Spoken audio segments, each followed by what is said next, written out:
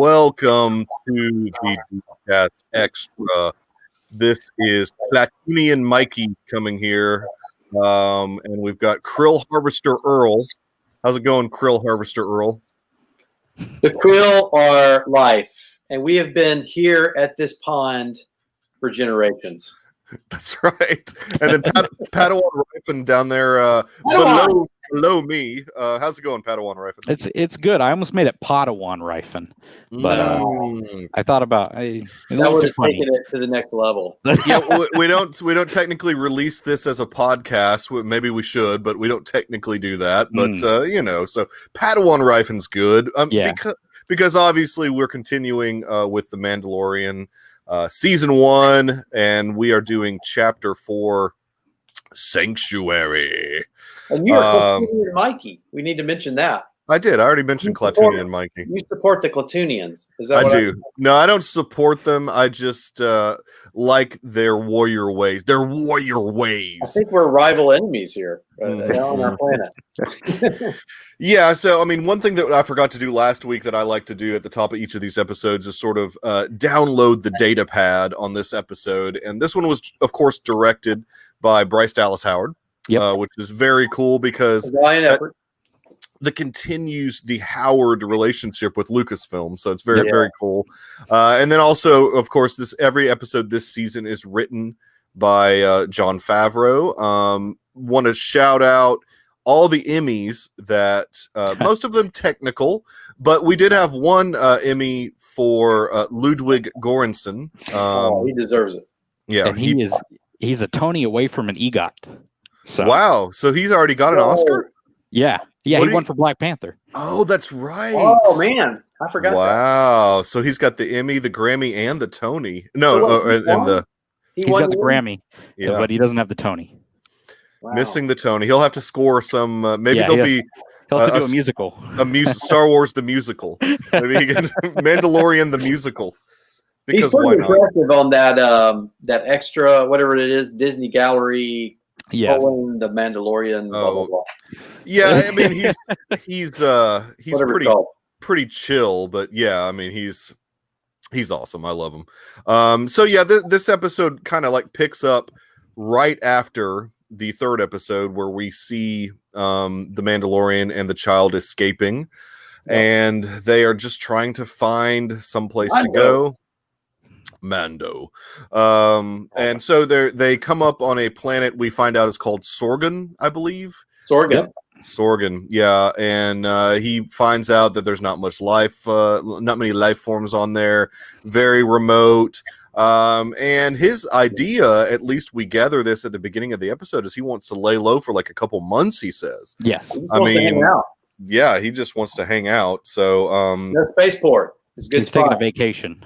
Yeah, I mean, I was kind of surprised by that. I mean, his whole intention is just to lay low. He does not want to be found. So he figures just finding a remote planet just to hang out on is probably the best route.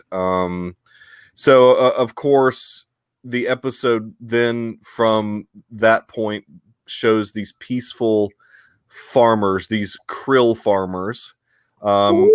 Earl, describe the setting of the krill farmers.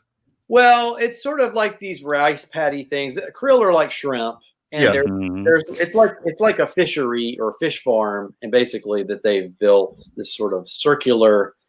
That my people have built this circular, fishery hatchery, and so they're basically just sort of sifting up the krill. And I guess krill are used to make some kind of blue drink. I learned that on one of the things. There's some kind of blue liquid that apparently is. Of course. I don't know if that's true or not. That's just what some guy said on a YouTube clip or something. But yeah, of course, everything has to be used to make some type of drink in Star Wars, apparently. But of course, as we're just peacefully harvesting these krill, Michael's people, the Clatunians, come out of work and begin a raid, and it's very distressing. So, in the Clatunians, obviously, I think it was originally we saw them for the first time in Return of the Jedi. That's correct. They were hanging out at Jabba's palace, I believe, and I'll check my DK. You've got your DK book. I've got the Star Wars book coming in the mail. I can't remember, Dan Zier from Clouds with Kenobi or Coffee with Kenobi. He co-wrote this book with Pablo Hidalgo and another guy. So there's three, and it's just called the Star Wars book, and it's sort of like a reference thing. You can find it on Amazon if you want to pre-order it. It comes out next month. But I like the reference guides. I like them, especially when they're not DK published.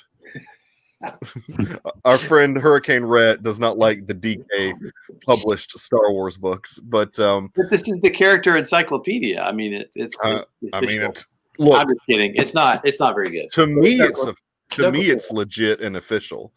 Do you have your dad has all those, doesn't he, Garrison? Yeah, he does. He's got a bunch of them. Like every time they put someone out, he almost always buys one. Yeah, I mean, we'll just go with that. Yeah.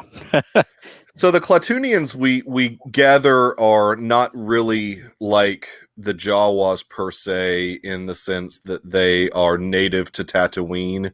The Klatooinians seem like they are just pirates, marauders, if you will, just going from spaceport to spaceport. And Return of the Jedi, they're the guys behind Luke, right? Yeah.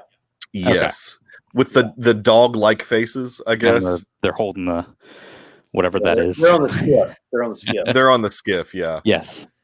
Yeah, I mean, and that's the thing, that because we see some other species in like the first episode that was also on Jabba's palace that were guarding the child. I can't remember. You're right. We've established that I don't do species and I don't do planets, but I'm not good with any. I don't have any of the DK books. That's why I ordered the Star Wars book, so I could figure out. I think that species is also in some of the Clone Wars episodes, or maybe one of the ones. The one that when they're the ones that are guarding the child. I feel like I've seen you're exactly right. No, but one of our super fans will. All the people that are chatting right now with us will come back and. Well, there's the Klaatu and the Nikto. It's the Nikto that were on. I mean, that's basically why Lucas did that. I mean, the Klatooinians that have the dog face, and then there's the Nikto that are the other species that were kind of guarding the child, I believe, in that very first episode. That's kind of like what we gathered on that. But I guess I didn't gather that, but thank you. No, that was them. That was definitely them that was guarding the child. Okay. So you do know the name of the species. I'm sorry. It's Nikto. Yeah, I mean, some. Hey, Ross. What up, Ross? Man. We're doing chapter 4, Sanctuary. Yeah. So yeah, what is some of the stuff that you liked about this episode, Garrison? Oh, what I liked about. Okay, all right. See, I really wanted to do this episode. I've been waiting. When I couldn't do episode 3, I was like, well, at least I'm doing episode 4. And specifically because of this reason, because of the Kurosawa influence in this episode. Star Wars is already heavily influenced by Akira Kurosawa, with the Hidden Fortress, as George Lucas has mentioned, being an inspiration. You have the two characters in the movie who Lucas has cited as being kind of like as being like C-3PO or an R2-D2. But you've also you've got the wipes in the film, and there's a princess in the Hidden Fortress, all kinds of stuff. Now they took on 7 samurai in this episode, right? And like Earl mentioned, kind of like their farm was kind of like a rice paddy farm. That's probably because of the 7 samurai. That's why it looks like that. And it's very, very influenced by 7 samurai. Very much so. That's what I love about this episode. Yeah, no, it's and you have to imagine. I mean. You have to imagine that Lucas was hanging around some of these sets, especially with Bryce Dallas Howard directing this particular episode. I wonder if Lucas was around. I mean, because Lucas and Ron Howard are such good friends, you would have to imagine that he wanted to come check out this particular episode. But yeah, I mean, Favreau in his writing, he is specifically referencing different types of Kurosawa films, because when when we get to it. The prison episode there's some stuff there too, but I mean, it's like he's trying to do, very Star Wars heavy type episodes here. I mean, and this one harkening back to Lucas's love of Kurosawa. But yeah, I mean, the Seven Samurai vibe to it. And because they're a poor village and they're trying to get cheap, they're trying to get people to protect them for cheap. Yeah, exactly. These guys do it out of the goodness of their heart. Yeah. So, but this is another monumental episode because when we first go to the bar, which every planet apparently has a bar in Star Wars, the cantina, if you will, the intergalactic bar crawl. Right. This is basically the introduction of Cara Dune. Yep. Yes. Gina Carano, a former shock trooper for the Imperials, and MMA fighter or whatever she was. Not Cara Dune, but Gina Carano. Yeah, I like what Roth says here. It's crazy that they're able to do with the Chicken Walker a goofy-looking vehicle that is taken down with relative ease by Ewoks. They make it seem so intimidating. Yeah. Well, lasers. And these people don't have a lot of technology. Right, yeah. I mean, not that the Ewoks had much technology, but they were helped by... There was way more... Yeah, there was a much larger rebel... troops there, I mean, helping them out. So yeah, I mean, it's great. Oh, so yeah, I didn't realize that. I guess she does mention that at some point that she's from Alderaan. That's sad. I think it's later. Doesn't she mention it? Not this. I don't know if it's this episode that she mentions that. I think it's later. That comes out maybe. But that's that's interesting because with her being a shock trooper, I mean, she's working for the Imperials. What was she? I thought she was working for the rebels. Well, no, she was a shock trooper, so she was working for the Empire. Yeah, no, that's what she was first. Was a shock trooper. Sorry, I don't know my military history. She's working for the organization that destroyed her planet, which timeline wise, you have to imagine that she knew that they did that. Yeah. I mean. I thought she swapped. Yeah, see, I'm with Jay. Oh, wait. She was a rebel shock trooper? Yeah, because they talked about her in this episode. As a rebel fighting for the rebellion. Yeah, but I thought that she left the Imperial, but I don't know. I thought shock troopers were just... she may have been an Imperial, but she left to join the rebellion somehow. When I hear the shock trooper, I think, stormtrooper outfit and the whole 9 yards. I mean, I don't think... Yeah, I'm sure Earl likes to hear this often, but Earl is right. Thank you, Jake. Yes, Roth is. Thank you. Okay, so yeah, she worked for the rebellion. Yeah, so she's pretty ticked off with the Empire for destroying her planet. Well, so that makes a lot more sense. That certainly makes a lot more sense. Yeah. But you get the impression she's got to be careful because isn't there some point later where she has to cover up her markings when they go into that? Now, well, let's not jump ahead. I'm sorry. Let's stick to this episode. No, I mean, that's fine. I mean, yeah, we certainly get that impression that she is trying to hide out. I mean, that's why she's on this planet. That's why she's on. She has a rebellion symbol tattooed by her eye. Yeah. She initially thinks Mando is hunting for her. So she's a little on edge. Yeah. Right. So, I mean, the idea being that she's not with the rebellion anymore. I mean, she's sort of on her own. So I don't know if I don't get the impression that the rebellion is considering her a deserter or even has anything like that. But for some reason, she feels like she needs to be in hiding. I mean, she's wanted, I guess, maybe by the Empire. Well, I think that's what she was. Yeah, that might be right. To. Sort of like at the end of the Civil War, even though. If you were traveling in areas that might have had like a heavy, if you were a Confederate traveling through a Union space, you could still be, it wasn't that Outlaw Josie Wales was a little bit like that. It was after the war, and either direction, Union walking through the Confederate space is probably not wearing the outfit. Maybe not such a good idea. Yeah. Right. I mean, and she mentions that she was at the Battle of Endor. We do hear that in this episode, that she mentions she was participated in that particular battle as a shock trooper. So you've got your book there, Earl. What the heck does a shock trooper do? Are they like parachuters, basically? By the way, I don't know. I don't know if Roth shock trooper. Roth. I apparently don't Star Wars. I don't know what a shock trooper does necessarily. Oh wait, it's in here. Oh, okay. DK comes through, although they don't have page numbers. Let's look up the word. Sorry. Just look up the word shock trooper. Well, while you're doing that, I mean, keep going, guys. Don't let me. They, yeah. I mean, right. This is interesting. I think there was something somewhere about how she left the rebellion because she didn't understand why there was still so much fighting. Yeah. And Roth says they're parachuters, basically. I mean, that makes sense. This is talking about the Empire shock troopers. They're members of the Coruscant Guard to ensure public order and security, serve as bodyguards for Palpatine. So, but that doesn't really tell you. See, that's not the shock trooper that she was. She was a DK is garbage. She was a rebel shock trooper. Yeah. I think they were like Earl's getting his red on. Yeah. Oh, it's easy to do. but that was one thing that she mentioned to the Mandalorian, why she gotten that little fisticuffs with him, is that she thought that he was coming after her as a bounty hunter. She recognized him immediately as a bounty hunter, basically.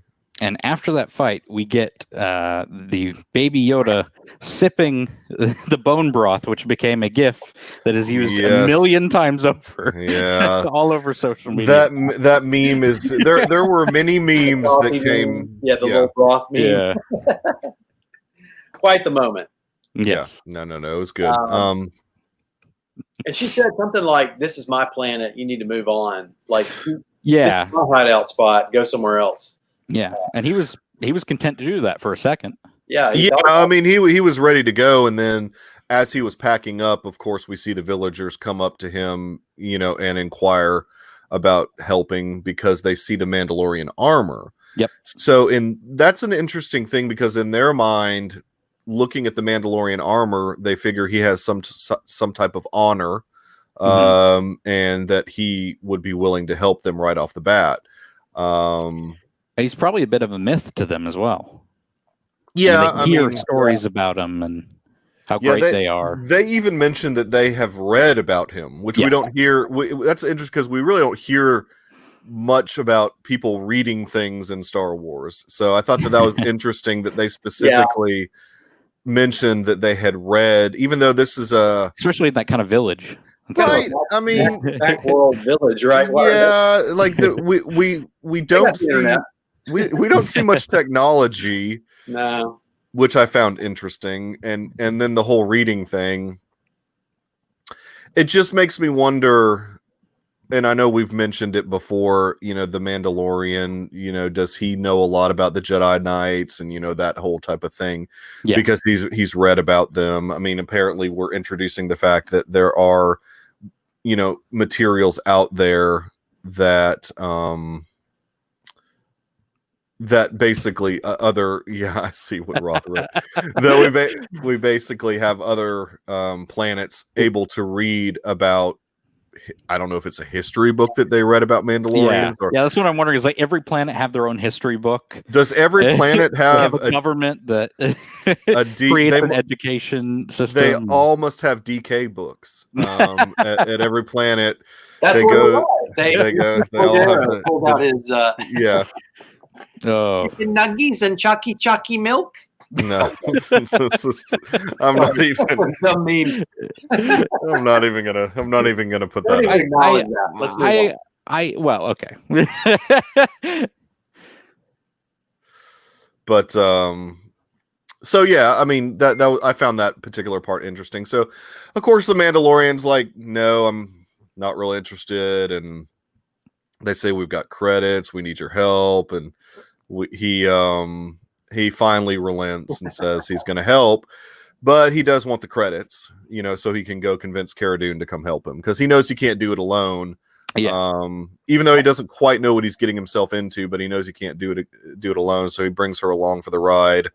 So they have sort of a kinship there, building a little bit of a partnership in helping out these villagers. So they get back to the the village, and the Mandalorian meets a lady. Mm-hmm.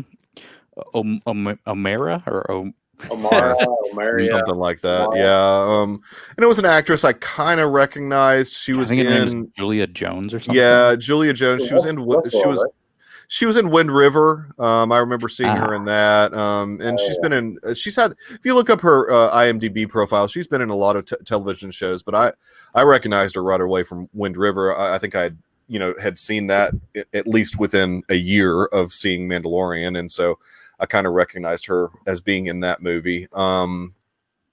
She looks like she should be in Yellowstone. She has that look about her that she'd be. She was in Westworld too, apparently, is what I heard. Yeah, she was. She was in a couple episodes of Westworld. I don't know what season. I don't think it was the most recent season. Season 2, maybe, when they did season 2. Yeah. So it, that was cool to have kind of a recognizable TV actress. And sort a TV show.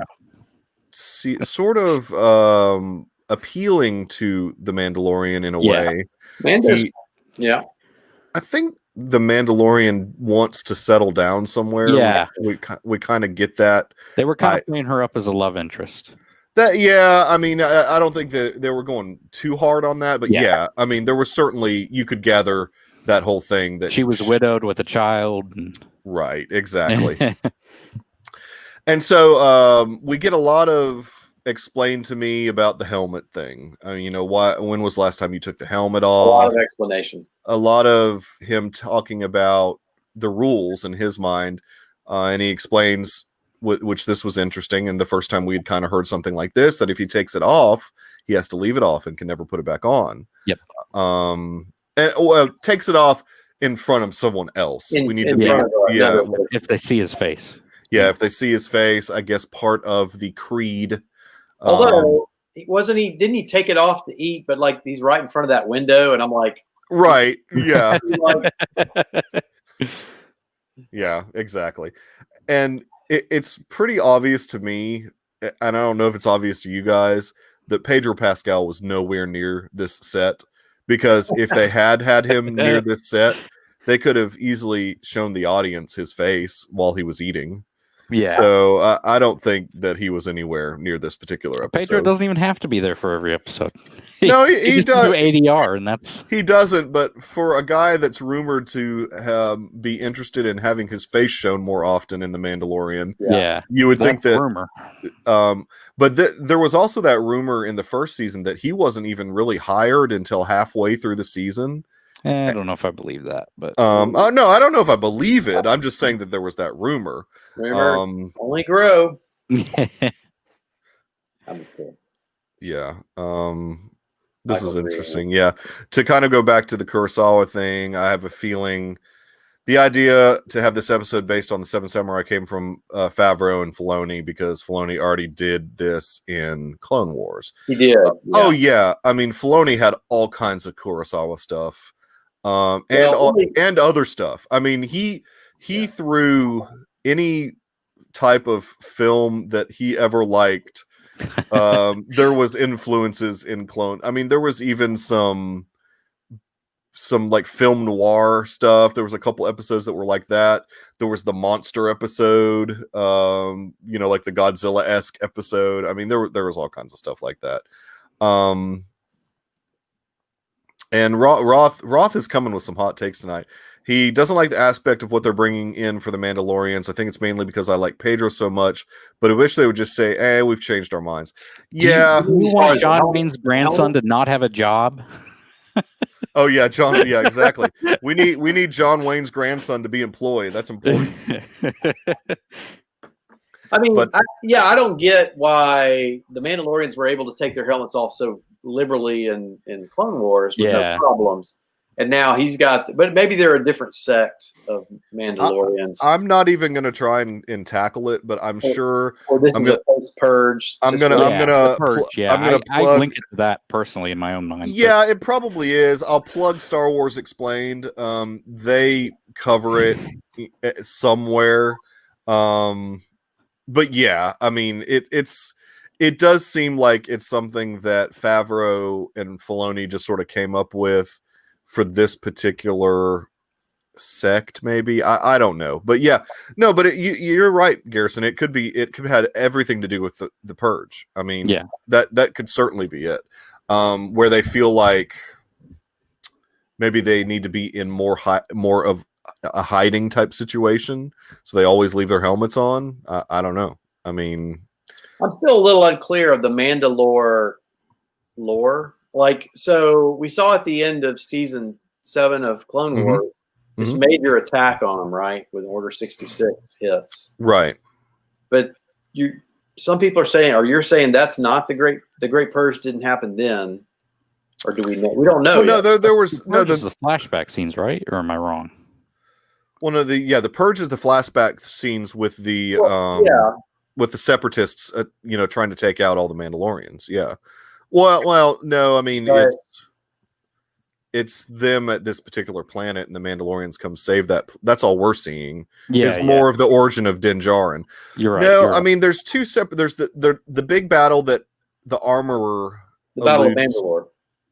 She alludes to a battle with Jedi, right? I mean, oh, okay, yeah, because even during that last part of when she is explaining to Din Djarin that he needs to go take the child back to his people or whatever, he even references, "You want me to trust a group of sorcerers who took who we were in a war with or whatever." I mean, there's some history there and that's where the whole Darksaber thing came in.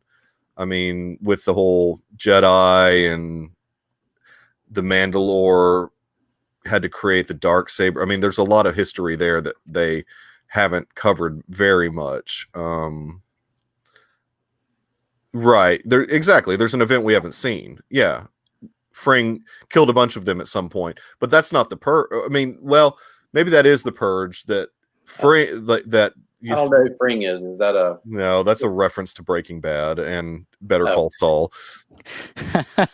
Yeah. All right. Sorry, I'm like, maybe that's in the book. I don't know. It's Moff Gideon. Okay. So the purge that the purge that Moff Gideon is referencing is the purge that the Empire did to the Mandalorian. That is something we have not seen yet. We have not seen that in the Clone Wars. We haven't seen that yet at all anywhere. Okay. And I'm guessing that we're going to see some of that in flashbacks as the show progresses. Maybe season 2. And heck, I mean, Giancarlo Esposito was out there saying they've got plans for season 3 and 4, way out into the, how the world is going to expand greatly. Oh, wow. Basically.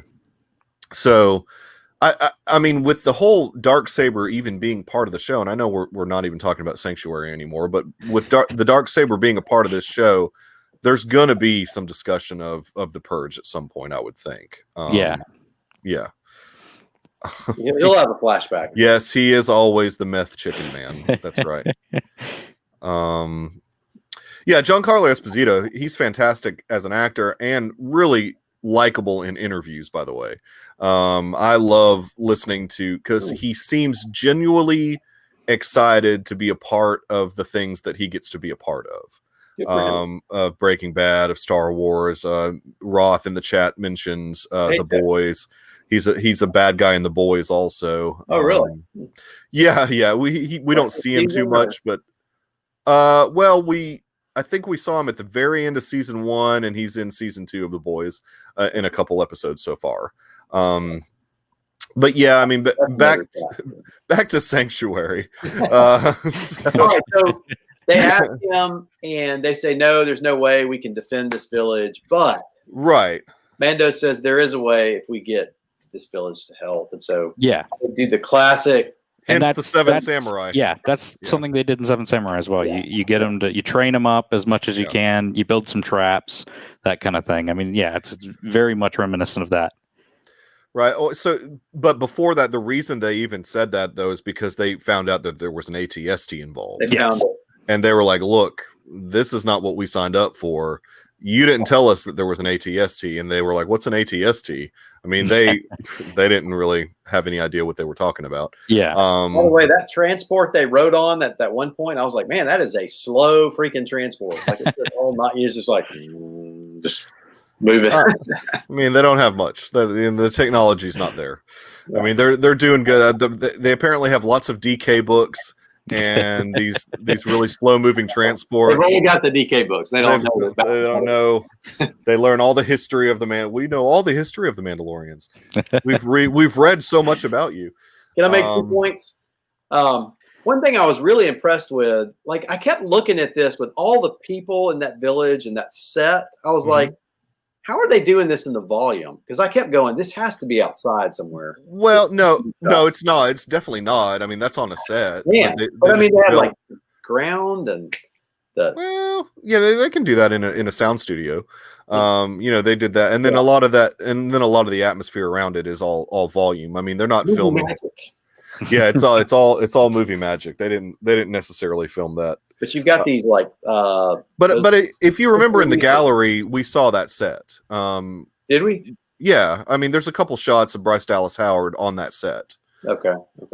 So they built some practical stuff, but very minimal. I mean, think about it. They could probably duplicate all the huts. They had to build maybe like one hut and duplicate all the huts. I mean, it was a pretty fleshed out set though to have that many. Yeah. So that's the thing. Like you have that many people set up to do this battle, and then you've got these water tanks. I mean, it's a pretty well. I mean, and all the water scenes and stuff. I mean, that was all a practical set. I mean, that I don't think. I understand. I think you're right that I don't think all of that was the volume, but they certainly incorporated the volume into that.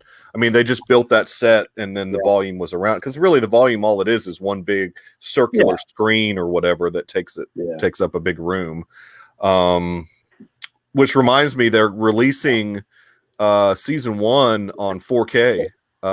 You're going to be able to buy the season 1 set in December, I think. Really? What I read. Great. Yeah. Let me go to my he's like, wait a minute. I need to get on. Yeah, no, I'll see you guys later. I saw a picture of the box, I think. But you got to imagine they'll put the gallery on that. I mean, so you can watch the gallery along with. They'll have it all on that big box set. That'll be pretty awesome. I actually might consider owning that. I think I liked how the ATST also had sort of this War of the Worlds type thing when those lights came on and then it goes up and then you see the bright light. It kind of reminded me of Spielberg's War of the Worlds. Well, I mean, and that's what they were. I think that they were the intent, at least from the way that they shot that whole sequence, was to make it feel like an organic beast of some type. Yeah, so to these villagers, they don't know anything about this particular ATST technology. They've seen this thing. Maybe it's only come around at night, and so they didn't know. Yeah, so they've only that's a bad omission. Yeah, it's a really bad omission. But yeah, I liked how they made it seem, and even the noises that the sound effects that they used during that whole sequence made it sound very organic. Yeah. And they which was cool. I think they even talk about that a little bit. That was a great moment in the gallery. I guess I need to watch the gallery. Oh, you haven't watched it at all? Oh yeah, you love it. Oh man, it's really good. I mean, it's you must watch. It's to me like one of the best companion pieces to a television show that I've ever seen. I mean, it makes you so hyped to watch the series again. I mean, I think after the gallery was over, I did my third rewatch of the Mandalorian, just binged it all in one setting. It's easy to binge. I mean, it's really a short 8 episodes. I mean, it's not that long. It's really long. I mean, this one was one of the longer episodes. This one was 41 minutes long. So it was a little bit longer than some of the episodes. I mean, I think that prison episode ends up only clocking in at like 30 minutes or something like that. I mean, some of them are really short. Yeah. And so, they basically train the villagers how to fight, and they set this trap for the ATST. So we see the ATST along with the Klatooinians coming down, and a big epic looking battle sequence, which again, it makes you feel like you're on this huge planet. I mean, it's really well done. because like we alluded to, it was probably just some little small sound stage, but they did a really good job creating that nighttime atmosphere, which helps from a visual effects standpoint, because if you're fighting in the dark, you don't have to get everything perfect. So it makes the battle feel more real to me. I mean, because it's not in the bright daylight, you're not having to see all the stunt choreography and stuff like that. So if there was some screw ups, it's no big deal. But I loved that whole sequence where they were trying to get the ATST to go into the water pit, basically. Yeah. The Cardoon's down in the water there. Cardoon. Yep. She apparently can move a little quicker than the Mandalorian, so she does all that action sequence there. He's got really heavy body armor. He does have the big yeah, he doesn't want to get that Beskar wet. Yeah, I was about to say that Beskar is probably really heavy. Yeah, he being realistic. Probably. But yeah, so once it drops, he moves pretty quickly to put that bomb into it. Oh yeah. I mean, once it falls down into the pit, he gets that bomb in there pretty quick. But she gets to use his gun, though. She gets to use the pulse rifle thing, which comes into play later. Yes, it does. Yeah. Which I thought was very interesting. But yeah, they you think at that point that the episode's probably over, right? I mean, because the battle's over, and then they have another kind of touching scene with the Mandalorian and this woman that he's met, where he's saying, "Look, I'm going to leave the child here. He's happy here. I'm gonna." She wants him to stay. Obviously, she's smitten with him. Even though she's never seen him, she's smitten with him. But she does that move where let me take the helmet off, and he's like, no. Let me see you with my own eyes one last time. Very Western-esque, Yeah, exactly. It would have been awesome if she'd taken the helmet off and it was a Clatoonian. It was that leader. You're like, oh, but he's like, I killed the Mandalorian. Yeah. That's a horror movie.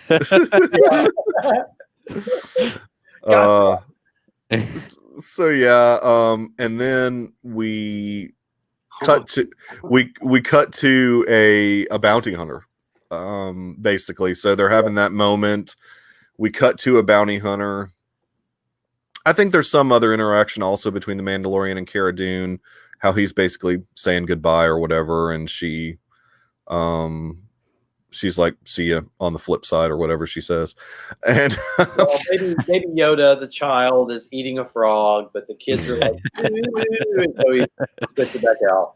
Yeah, moment. But then he's in the crosshairs. They're looking at him. Mm-hmm. So I guess I'm not quite sure how the whole fob thing works, because tracking fob. Yeah, how do they track the child? Is it DNA based? Yeah, that's my thought. Is that it's specifically to that specific child's DNA. So we know obviously they've got a sample of this thing's DNA. I mean, I think they had that before, obviously, or something. I mean, to be able to track the child. Yeah, I mean, because but how far out does it reach? That's the whole thing. It seems like it's the whole galaxy. Yeah, it seems like that's what's interesting to me. I'm like, how exactly does this work? It's one of those MacGuffins that we'll probably never learn about. And I'm fine with really not knowing. I just yeah, I mean, let's not question the technology. Just try. Just trust that it works, because I mean, we've already seen the child on several different planets, and the things always work with whatever planet he's on. Or they're tracking the Mandalorian now. I mean, no, they said the Mandalorian actually says specifically that they're tracking the child in this episode. Okay. Because Cara Dune's like, yeah, he knows all about it. But there is a moment where he's trying to escape, like in episode 3. That's right. Yeah. What did he say? Pretty much. It's funny. You're getting colder and hotter thing. Yeah, exactly. It starts to be louder the closer you get. Yeah, but like 1,000 miles away or 1 billion miles into the galaxy, I mean, you're just like, boop. I mean, It could be. What if Grief Karga planted something on his ship before he flew off, though? Maybe this guy was in the area and heard some transmission from a Klatooinian that there was a war going on, and so he went to check it out, type thing. Maybe it was a hunch for this particular bounty hunter, because this is a planet on Sorgan that there's usually not much activity. And I think they even alluded to that, we don't want there to be much activity if there's two of us on this planet, Cara Dune and the Mandalorian. If they're hanging out on the planet, there's, this planet's not big enough for the boat. Yeah, they're trying to lay low, and maybe this bounty hunter that came after is like, hey, I'm going to turn my fob on when I get close to this planet and see what happens. And bingo, he found the child. It looked like a Garindan guy to me. I don't know what that species is called, but it looked like one of those guys with the long snouts. The guy in the first movie, A New Hope. Yeah, Garindan is that character's name, but I don't know what that I'm not a species guy. Well, that's the UK book. Yeah, I don't know what species that guy is. And we also saw one of them playing the flute in the first episode of Mandalorian. He was the one at the taxi cab playing the flute or whatever. So Garindan, here we go. Yeah, that's just the character's name, though. It's not the species, is it? Well, I'm going to tell you, his species is Kabaz. I'm going to not remember that. Kabaz. Okay, that's cool, actually. From the planet Kabindi. Oh, yeah, I've heard of Kabindi. Okay, I'm with you. I'm probably not going to remember that. I've heard somebody reference that. So we've got what looks to be another Kabaz coming around, trying to take out. And it's interesting because obviously this fob is doesn't matter if you kill him at this point. DK Earl. Yeah. DK Earl, that's all. Exactly. Thank you for that, Rob. The encyclopedia. Yeah. That's great. I'm just a fact checker here. So was this guy gonna kill Baby Yoda then? I mean, he had him in the sights, right? He was gonna. Yeah, I mean, the thing is, he can take him in dead or alive. They pretty much said that. Yeah. Right. I mean, so I guess that. Well, at this point, or they may just want him dead. I guess. Yeah. At this point, the client's like, we just need this thing dead. Yeah. So that's an interesting thing. That I thought. Extraction. Does not require a lot. So obviously, Cara Dune gets the drop on him, takes him out, that type of thing. And then bingo, the Mandalorian has to change his mind and can't leave him. Can't leave him. Nope. Got to move on. I mean, that's basically. Yep. Because there'll always be people coming after him. He's got to protect him. He's got to protect. He can't just leave him on the planet with a bunch of people that just are now learning how to fight. Speaking of Japanese stuff, Lone Wolf and Cub. That's right. I mean, this is all Lone Wolf. Yeah, it's all Lone Wolf and Cub. I mean, wherever he goes, I go. I think he says that in the trailer for season 2. Wherever he is, I am, or something like that. So yeah, that's pretty much it. Anything else that you guys took away from this episode? I mean, I think Bryce Dallas Howard did a good job for this. Yeah. I mean, it was a fine. And she's back for season 2. She gets to direct one episode for season 2. She do this one this season? Yeah. The only person that directed 2 episodes was Fukumaga Fujikawa. Yeah, that guy. I think he directed 2 episodes. If there's one thing I appreciated a lot this episode, it's the Kurosawa stuff. When the episode first came out, I saw a bunch of people going, "It's Magnificent 7," and I was like, "No, guys, because when you're watching, it's the rice paddy stuff, and it's like this is 7 Samurai." Favreau doing that, yeah. Yeah. Oh yeah, I mean, Filoni directed too, is what Jacob says. So it's not only really an homage in Favreau's mind, and Melissa's in too. Hey Melissa, what's up? Probably Filoni's mind. It's not only an homage to Kurosawa, but in a way, it's an homage to Lucas also. Because they know how much that he had his influences from Kurosawa. Yeah. That's right. Filoni did direct 2 episodes, but I thought Fukuhama or whatever his name. I thought he directed 2 episodes also, but maybe not. So yeah, Dave directed the first and the last, maybe. No, Taika Waititi directed the last. Taika Waititi. Yeah, we So Waititi. 1 and 5. Okay, so the episode we're going to watch for next week's show, The Gunslinger. The Gunslinger. Right on. Oh, that's right, Dave did. So, who directed the spaceship one? Where the the prison cell thing? Yeah, the prison cell was built. Seems like I don't remember which episode that was. I don't know. That would have been this. I thought that was another one. That was Rick Fuji. Yeah, I think he directed 2 also. Yeah, sure. Yeah, 2 and 6. That's right. Yeah. That's it. Yep. I like 6. Well, anyway, we'll get to that. We'll get to it. We're going to get to it. So that's going to wrap us up, though, for this particular episode. In my opinion, it was a little bit of a filler episode. I mean, there was some good information that we learned about, the Mandalorian culture, about the helmet. Obviously, meeting Cara Dune was important. But I felt like it was a bit of a filler episode, but it's fine. It was needed. Standalone episode. You could just it's a good standalone episode, but it introduces an important character. And has them work together as a team. Yeah, kind of builds a bond. Totally. So when she comes back later, then you're like, oh yeah, she's back. They're best buds now. So yeah, no, it was good. So yeah, we'll be doing obviously chapter 5 next week, which is the Gunslinger. I think we alluded to that. And please check out the Deucecast movie show on the Deucecast.com. We are proud members of RetroZap. So check out retrozap.com. That's kind of like our podcast channel that we're on. With YouTube, always, if you can, subscribe, like, comment, share the episode, all the standard YouTube jargon that people use. But that will do it for chapter 4, Sanctuary. And Krill Harvester Earl, thank you for joining us. And Padawan Ryfin, thank you for joining us. We will try and figure out how to do this, all 3 of us together, next week. We'll figure out a good time for it. But until then, this was the way.